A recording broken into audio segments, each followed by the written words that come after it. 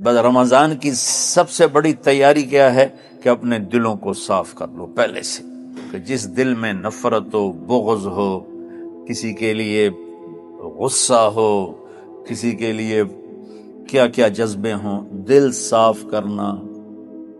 تمہارا دل ایک آنگن ہے، ایک صحن ہے، اس میں بغض، نفرت، حسد، پتہ نہیں کیا کیا گندگیاں آئیں گی اور آتی رہیں گی۔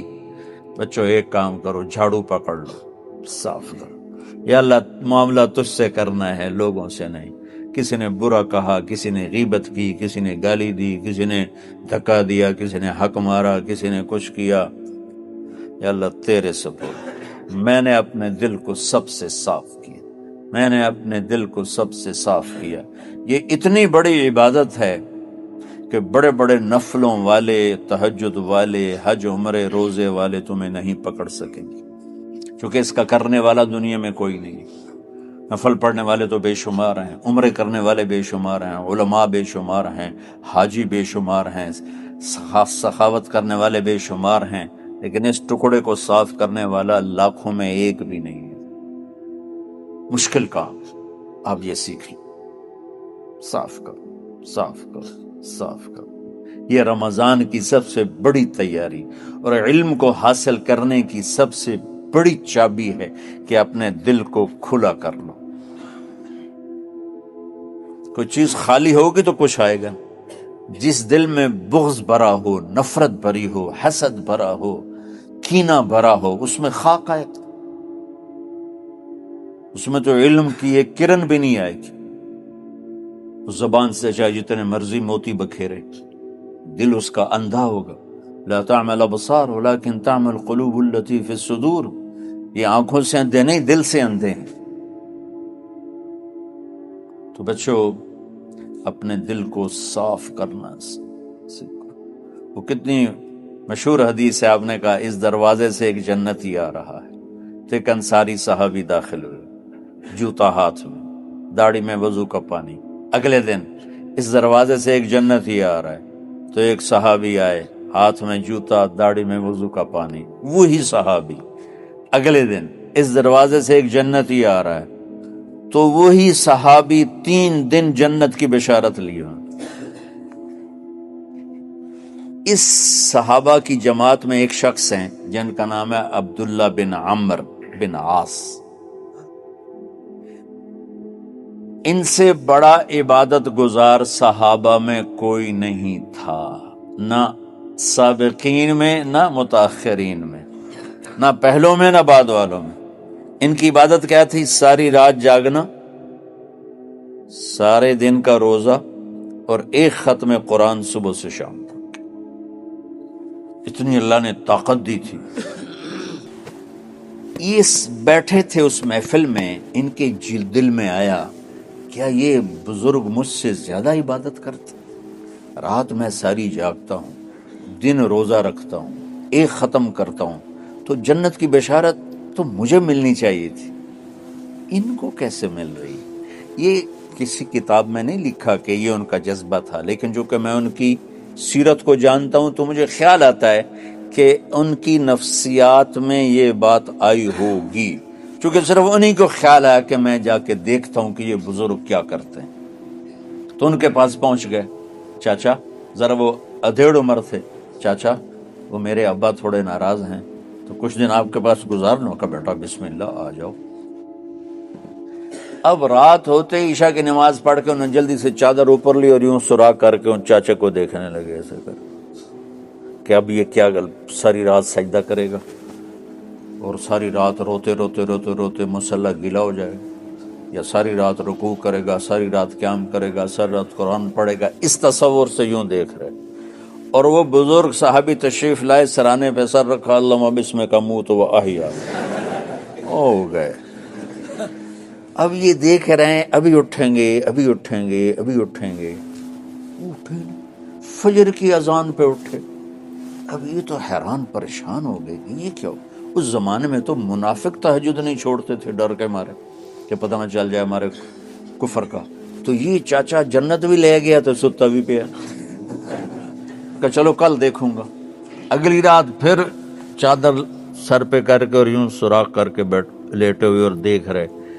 چاچا پھر تشریف لے اور سرانے پہ سر رکھا، اللہم بسمک اموت و احیا. ہو گئے. فجر کی اذان پہ اٹھے.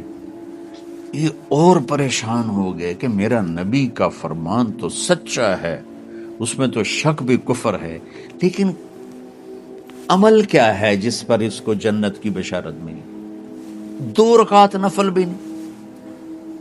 اور آج کے دور میں تم میں سے ماشاءاللہ اکثر بچے تہجد پڑھتے ہیں کہ 1 رات اور دیکھوں گا، تیسری رات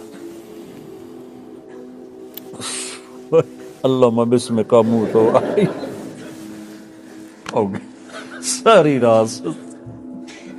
تو تیسری رات پھٹ پڑے عبداللہ بن عمر، کہنے گے چاچا میری ابا سے کوئی لڑائی نہیں تھی، 3 دن میں تیرے بارے میں سنتا رہا، جنتی جنتی جنتی. میں دیکھنے آیا تھا کہ آپ کیا کرتے ہیں. آپ تو کچھ بھی نہیں کرتے ہو، ساری رات سوتے رہتے ہو، آپ کیا کرتے ہو؟ میں نے کہا بیٹا یہی ہے جو تم نے دیکھا ہے. اب ان کو سمجھ میں نہیں آ رہا کہ یہ جوڑ کیسے بٹھاؤں، ادھر جنت کی بشارت، ادھر ساری رات خراٹے. اب یہ اس میں جوڑ کیسے بٹھاؤں؟ نبی کی بات تو غلط ہو نہیں سکتی.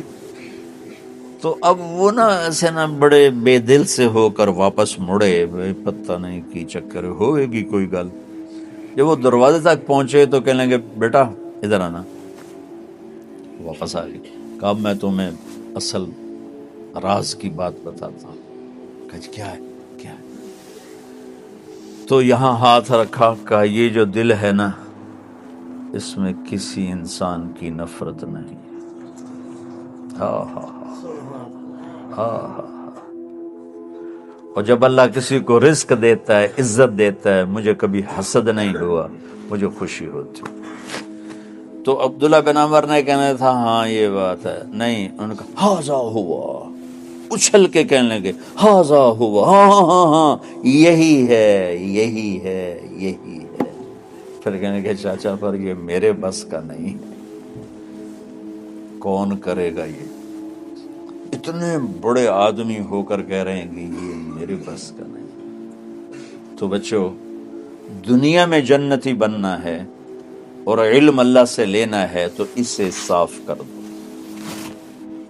سب کی نفرت سے. سب، اس نے مجھے یہ کیوں کہا، اس نے مجھے یوں کیوں دیکھا، اس نے میرے بارے میں یوں کیوں کہا، اس نے میرے بارے میں یہ کیوں لکھا. جس کی تعریف ہوتی میری کتنی برائی ہوتی.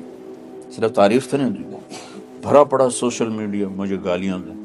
اللہ کے فضل سے میرے دل میں ایک ذرے کے برابر کبھی کوئی منفی جذبہ نہیں آیا. آئے تو میں دھو کے صاف کر دیتا ہوں. یا اللہ میں نے اپنے دل کو صاف کیا، میرا معاملہ تیرے ساتھ ہے، کسی کے ساتھ. یہی آپ رمضان کی سب سے بڑی تیاری، علم کے حاصل کرنے کا سب سے بڑا ہتھیار آپ کو یہ نہیں ہے کہ تمہیں کتابیں یاد ہو جائیں، تمہیں اشعار یاد ہو جائیں. تو ساری امت سے کہتا ہوں رمضان کا استقبال کرو دلوں کو صاف کر کے، نفرتوں کو مٹا کے.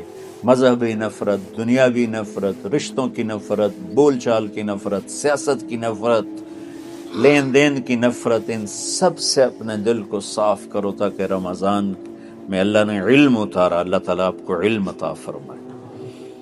اور باقی لوگ جو عام دنیا میں زندگی گزار رہے ہیں ان کے دلوں میں اللہ رمضان کا نور اتارے اور اپنے اور ہدایت کا نور اتارے.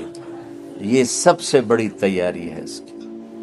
اور کسی سے گلہ ہے، غصہ ہے، ناراضگی ہے، کسی سے بولتے نہیں ہو، ابھی سے شعبان آ چکا ہے، آپ شعبان سے رمضان کی تیاری شروع فرما دیتے تھے.